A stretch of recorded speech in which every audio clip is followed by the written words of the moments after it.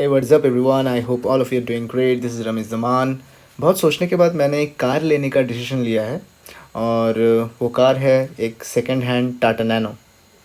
लेकिन आर्थिक स्थिति कुछ खास है नहीं, तो अगर तुम लोग ये वीडियो थोड़ा शेयर कर दो और चैनल को सब्सक्राइब कर दो तो शायद मैं वो 2-3 साल में ले सकता हूँ. तो आज का क्वेश्चन लेके हम स्टार्ट करते हैं. आज का क्वेश्चन रोटेशनल मैकेनिक्स से है. आई होप ये क्वेश्चन आपको अच्छा लगेगा, इसका सॉल्यूशन. सो जल्दी से क्वेश्चन पढ़ लेते हैं. A rod of mass m that is 10 kg is hinged at its midpoint on top of a pedestal of height h equals to 50 centimeter, okay, and mass is 250 gram. The ends of the rod are connected to a ceiling with the help of two springs of equal relaxed length L naught equals to 40 centimeter and unequal force constant K1 and K2. In equilibrium, the rod stays at an unknown angle from the horizontal and the springs are vertical as shown in the figure. If the height of the ceiling above the floor is capital H equals to 1.5 meter, find the force of normal reaction between the pedestal and the floor. So this is something like a seesaw जो हम लोग park में देखते हैं, और उसके साथ दोनों एंड्स में जस्ट स्प्रिंग कनेक्ट कर दो और अदर एंड को सीलिंग से कनेक्ट कर दो. ठीक है, तो अभी तो ये इक्विलिब्रियम है. हमको इस पेडेस्टल के ऊपर जो मतलब ये जो ट्रायंगुलर शेप का चीज़ है, जो स्टैंड है, उसके ऊपर ग्राउंड से कितना नॉर्मल लग रहा है वो हमको निकालना है. क्विकली पहले तो रॉड का फ्री बॉडी डायग्राम कर लेते हैं, और उसके साथ साथ हम लोग ये भी देखेंगे कि ये जो दो स्प्रिंग्स है कितने अमाउंट स्ट्रेच्ड है. तो ये हो गया हम लोगों का रॉड का डायग्राम, फ्री बॉडी डायग्राम. तो एक चीज़ देखो, ये पेडेस्टल का टॉप मोस्ट पॉइंट है. ये लेंथ है कितना, 1.5 मीटर. ये इसका मुंडी यहाँ से 1 मीटर पे है. मैंने सोचा कि ये हाइट x है, तो ये वाला पॉइंट x नीचे है. ठीक है, ये 1.5, ये 0.5, तो ये ऑफ कोर्स 1 होगा. इसका मतलब ये वाला जो स्प्रिंग है वो स्ट्रेच्ड है of course, because the length of the final length of the spring is greater than 1 metre.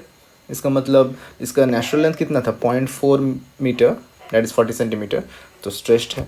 तो ये वाला जो स्प्रिंग है ये तो ऊपर फोर्स लगा रहा है. अब देखो, ये वाला स्प्रिंग जो है इसको भी ऊपर ही फोर्स लगाना पड़ेगा, अदरवाइज़ ये घूम जाएगा. क्योंकि अगर ये नीचे लगेगा, ये ऊपर लगेगा, तो ये इक्विलिब्रियम में नहीं रहेगा. तो ये वाला स्प्रिंग भी स्ट्रेच्ड ही है. तो अभी इस स्प्रिंग का लेंथ कितना है, 1 - x, और इस स्प्रिंग का लेंथ कितना है, 1 + x. तो इसका स्ट्रेचिंग कितना हुआ, final length that is 1 - x minus initial length L not.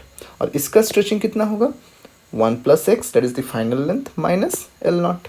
ठीक है, अब इन दोनों स्प्रिंग की वजह से जो दो फोर्सेस लग रहे हैं, वो उन दोनों की वजह से जो टॉर्क होगा वो इक्वल एंड ऑपोजिट होगा. ये हम लोगों का पहला इक्वेशन बनेगा. Looks like both the springs are applying upward force, hence both the springs are stretched and the torque created by these two springs will be equal with respect to point O, right? So O के respect में इसकी वजह से कितना torque होगा, ये वाला force है स्प्रिंग के वजह से, टाइम्स आर परपेंडिकुलर. अच्छा, यहाँ पे मैंने K1 लिखा क्योंकि इसका स्ट्रेचिंग कम है, इस स्प्रिंग का स्ट्रेचिंग कम है, तो इसका ऑफ कोर्स K ज़्यादा होगा. इसका स्ट्रेचिंग ज़्यादा है तो इसका K शायद कम होगा, मतलब शायद नहीं, ऑफ कोर्स कम होगा. तो हम लोगों ने इन दोनों फोर्सेस को इक्वल कर दिया, बिकॉज परपेंडिकुलर डिस्टेंस O के रिस्पेक्ट में तो सेम होगा दोनों फोर्सेस के लिए. तो इन दोनों को इक्वल कर दो, K1 K2 का वैल्यू पुट कर दो, x का वैल्यू मिल जाएगा. बहुत बढ़िया. अब एक ईच स्प्रिंग के वजह से ऊपर का जो फोर्स लग रहा है, ये जो अपवर्ड फोर्स लग रहा है, वो कितना होगा, किसी भी एक में x का वैल्यू पुट कर. सो x का वैल्यू हम लोगों ने 0.15 पुट कर दिया, K1 का वैल्यू 25 है, so 11.25 upward is the force due to each spring. ठीक है, अब ये जो पेडेस्टल है, मतलब जो स्टैंड है, और ये रॉड, इन दोनों का combined free body diagram draw करते हैं. तो ये तो हिंज है, ये तो उखड़ के नहीं चला जाएगा ना, हिंज है तो फिक्स्ड है यहाँ पे. तो यहाँ पे ऊपर एक 11.25 न्यूटन, यहाँ पे भी ऊपर एक 11.25 न्यूटन. इन दोनों का वेट नीचे काम कर रहा है कितना, capital M + small m into g, that is 102.5 newton. और ऊपर लग रहा है ग्राउंड की वजह से ये नॉर्मल फोर्स. तो ऊपर का जो फोर्स है 11.25 + 11.25 plus F should be balance by this 102.